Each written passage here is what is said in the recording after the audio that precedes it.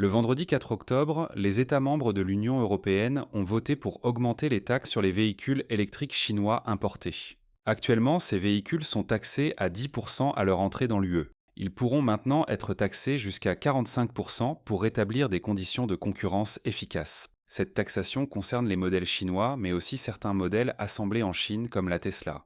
Ces mesures visent à protéger la filière automobile européenne, représentant 14 millions d'emplois, des aides de l'État chinois aux véhicules produits en Chine.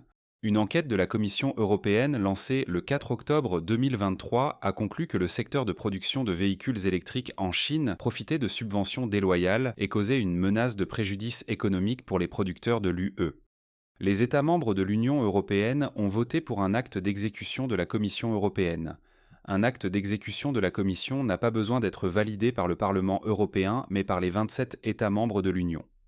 Le vote s'est déroulé le vendredi 4 octobre à Bruxelles. 10 États ont voté pour, la France, l'Italie, la Pologne et les Pays-Bas notamment, 12 se sont abstenus et 5 États, dont l'Allemagne, ont voté contre. Les constructeurs automobiles allemands comme BMW, Mercedes ou Volkswagen réalisent un tiers de leurs ventes en Chine et craignent des représailles. Selon Christian Lindner, le ministre allemand des Finances, l'UE ne doit pas déclencher de guerre commerciale avec la Chine. Pour qu'un acte d'exécution soit adopté ou rejeté, au moins 15 États représentant 65% de la population de l'UE doivent voter pour ou contre. Ce seuil n'a pas été atteint dans les votes pour ni dans les votes contre. Faute d'une opposition claire, l'acte d'exécution a donc été adopté.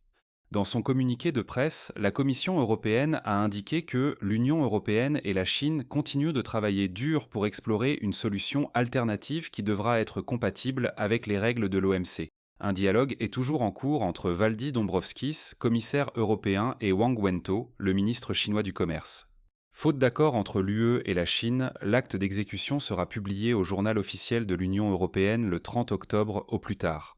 La Chine a déclaré être fermement opposée et a annoncé lancer des enquêtes anti-dumping sur le porc, les produits laitiers et les eaux de vie à base de vin comme le cognac. Le dumping consiste à vendre des produits à prix réduit sur des marchés extérieurs. Les taxes supplémentaires seront différentes en fonction des subventions reçues. Les groupes ayant coopéré à l'enquête auront une taxe de 20,7% supplémentaire et les autres groupes de 35,5% en plus.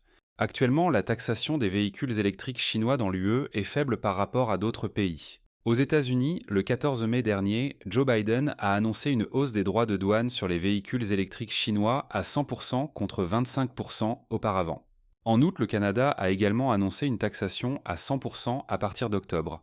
En juin, la Turquie a augmenté ses droits de douane pour ce secteur à 40%.